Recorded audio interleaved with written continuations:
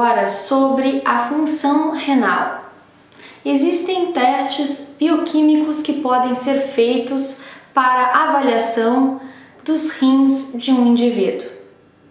Existem algumas causas para a insuficiência renal. São elas: pré-renal, em caso de infecções de repetição, lúpus e diabetes, que vão gerar a lesão glomerular; a renal, devido à glomerulonefrite, pielonefrite ou até mesmo à ingestão de medicamentos como as sulfas; e a pós-renal, por obstrução por cálculo renal, hiperplasia renal benigna ou maligna.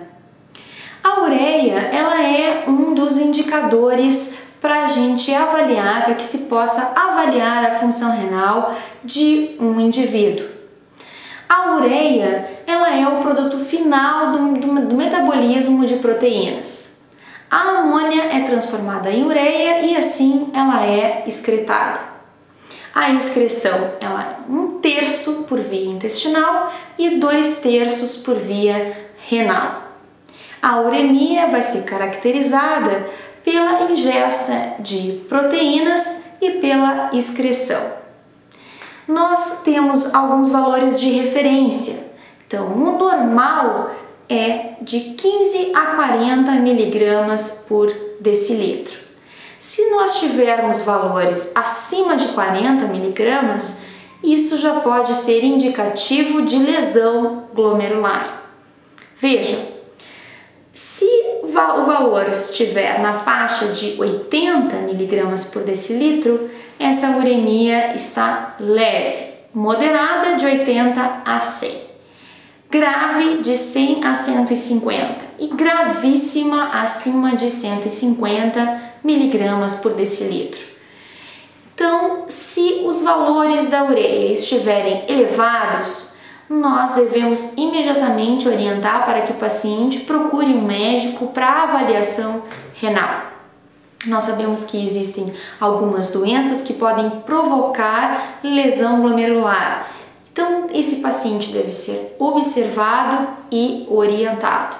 Mas cuide, o aumento de ureia não necessariamente pode indicar lesão glomerular. Como assim? Vejam aí, se nós tivermos ureia elevada, mas a creatinina normal, isso pode ser um indicativo de hemorragia digestiva. Por que isso ocorre? Porque na hemorragia digestiva nós temos o aumento da degradação de hemoglobina.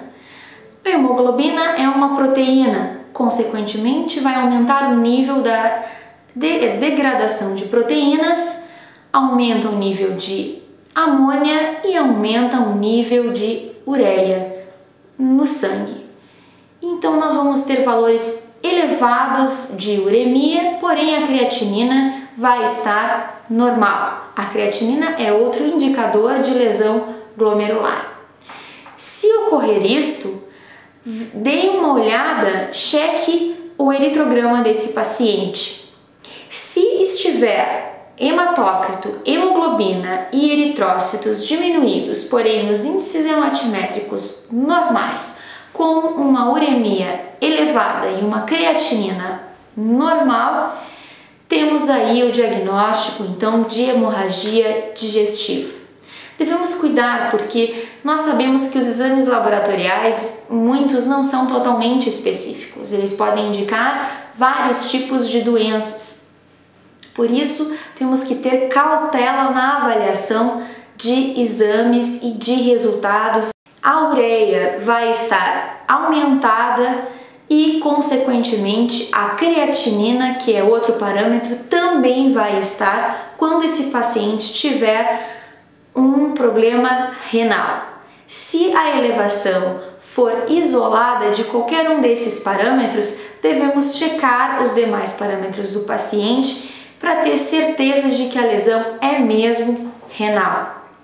Como eu disse para vocês, a creatinina ela é outro parâmetro que avalia a função renal, um dos mais utilizados hoje em dia. ela vem da desidratação da creatinina fosfato. A excreção é quase total, ela é pouco reabsorvida, diferente da ureia, e também não sofre alteração em seus valores em função do nível de hidratação.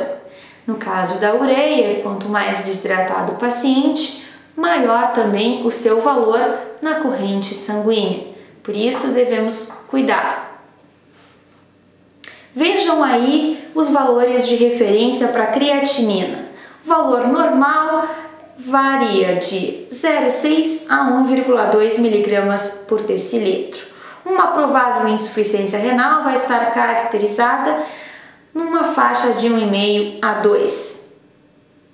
Uma insuficiência renal vai estar confirmada quando esse valor for maior do que 2 mg por decilitro, um estágio moderado acima de 5 e um estágio grave que provavelmente necessitará de diálise acima de 10.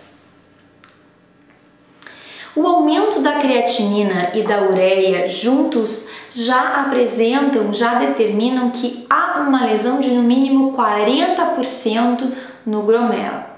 Isso é importante e a gente deve orientar esse paciente que procure imediatamente o seu médico. Um exame precoce que pode estar alterado antes da elevação de ureia e creatinina é a microalbuminúria, que pode ser determinada a partir da urina de 24 horas. Observe os valores de referência. Até 30 mg por 24 horas indica taxa normal. Lesão glomerular vai estar presente se a microalbuminúria estiver entre 30 a 300 em 24 horas. Acima de 300, aí nós vamos ver já a elevação de ureia e creatinina concomitante. Então nós podemos avaliar se está começando a ocorrer lesão glomerular por meio do teste de microalbuminúria na urina de 24 horas. O paciente eletivo para fazer esse teste é o paciente diabético, porque nós sabemos que no diabetes nós podemos ter uma lesão glomerular importante ao longo do tempo. Outro exame que pode ser feito para detecção e orientação, determinação do estágio da doença renal é a depuração de creatinina endógena.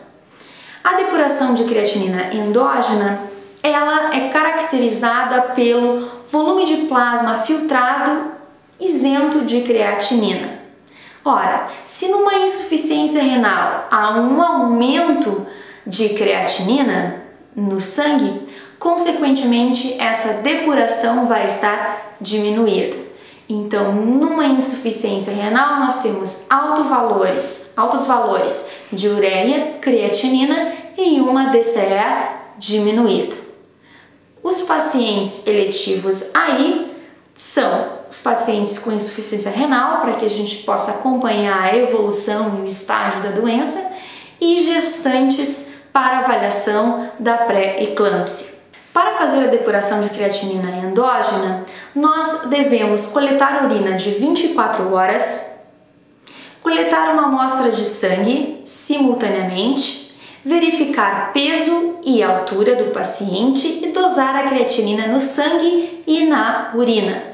Colocar todos esses parâmetros nessa fórmula que você está vendo aí para fazer o seu cálculo em ml por minuto por 1,73 metros quadrados do indivíduo.